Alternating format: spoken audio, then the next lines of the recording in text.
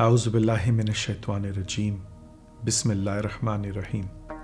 Allah subhanahu wa ta'ala starts off ayat number 11 of Surah Muzzammil in a bold manner by comforting Rasulullah sallallahu alaihi wasallam and reassuring him at the same time that He, Allah, will take care of the mukazibeen, the rejectors, on His own.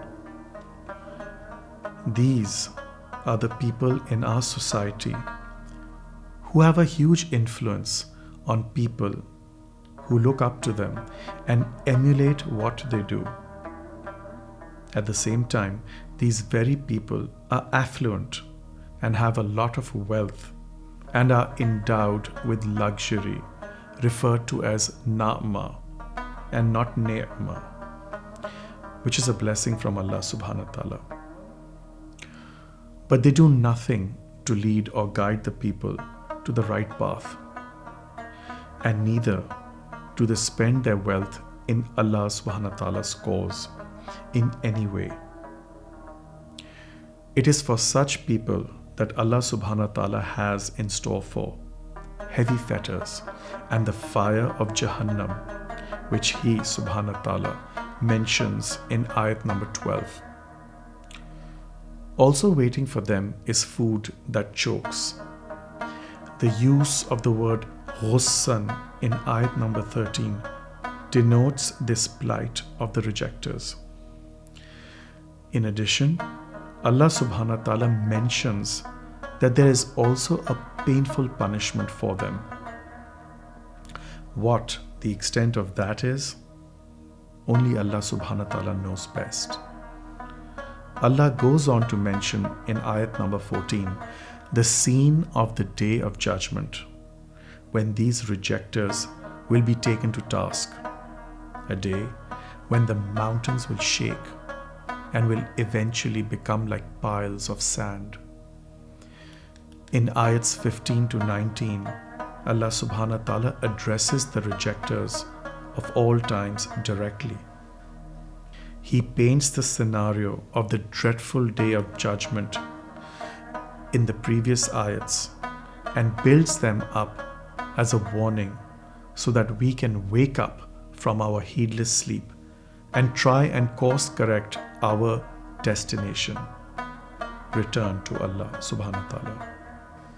So ayat 15 starts with Allah subhanahu wa ta'ala telling the people that He has sent Rasulullah sallallahu alaihi wasallam as a witness upon them, just as He sent Musa alayhi salam as a witness to Pharaoh and his people. But Pharaoh did not listen and take heed. So Allah subhanahu wa ta'ala grabbed him. The words فَأَخَذْنَاهُ أَخْذًا and wabila in ayat number 16 depict the scene of the tough grab. But people by nature are very thick-skinned. So Allah subhanahu wa ta'ala reaffirms their plight on the last day in ayat number 17, which would be so long and torturous that it would turn the hair of children to white. Whether that would be out of fear or the actual length of the day, or both, only Allah subhanahu wa ta'ala knows best. Allah gives surety in the finality of the last day by use of the word maf'ula in ayat number 18, when the sky would turn grey and the heaven would split, making it the most dreadful day of all.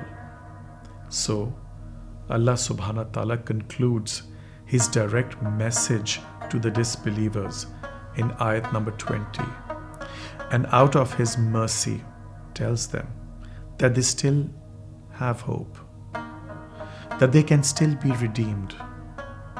All they need to do is to take the Quran as their reminder, with their own free will, as a source of guidance that will help them navigate their way back to Allah subhanahu wa ta'ala safely. Allah ends Surah Muzzammil with ayat number 20 in which he addresses the believers. This is the longest ayat, and majority of the mufassirin agree that it is partly Makki and partly Madani.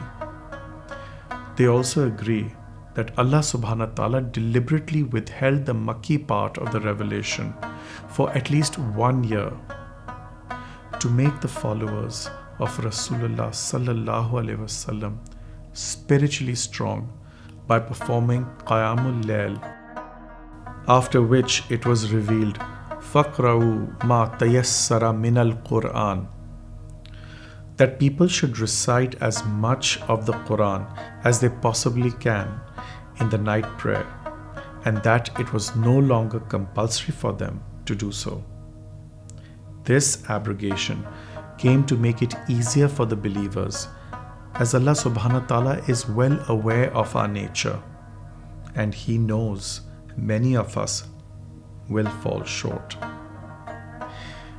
He also understands that many will be traveling, fighting in Allah's cause, maybe sick, and it would also be very difficult for the elderly to perform the night prayer. Allah subhanahu wa ta'ala touches upon two very important concepts in this ayat, karz hasana and istaghfar. Karz hasana is a beautiful way of Allah subhanahu wa ta'ala telling us not to hoard on to our wealth, as our wealth is not ours, it actually belongs to Him. So we should part with it by giving Allah subhanahu wa ta'ala a goodly loan, for which He will repay us in ways and means we cannot even possibly imagine. That there is a lot of khair in us doing this, and Allah subhanahu wa ta'ala will reward us amply by giving us ajr, inshallah. Istaghfar, or seeking forgiveness of Allah subhanahu wa ta'ala with sincerity, is an essential component of our ibadat. And Allah subhanahu wa ta'ala focuses on this concept as an ending note in Surah Muzzammil, that we should ask for Allah subhanahu wa ta'ala's forgiveness even when we perform a good deed, so that the barakah of the good deeds cancel out the bad deeds. This alludes to Jannah, but in order to be even worthy of a place there, we first need to be forgiven by Allah subhanahu wa ta'ala, and hence the importance of istaghfar. So Allah subhanahu wa ta'ala ends Surah Muzzammil by highlighting His two attributes that are needed for us to be placed in Jannah, Ghafoor and Rahim. This Ramzan, let us ponder on the spirit of doing the Qiyamul Layl. It is essential to prepare us during the daytime, when we can perform our true ibadat, to give our energy, our youth, and our funds to Allah subhanahu wa ta'ala. The exercise of the night vigil drives us to do Allah subhanahu wa ta'ala's work of service to mankind. So spirituality is not the goal of Qiyamul Layl. It is a means to get to the goal with our actions, and that is why we need to contribute and give to Allah subhanahu wa ta'ala in the form of the goodly loan.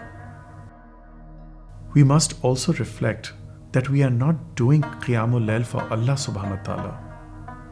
We are actually doing it for our own selves.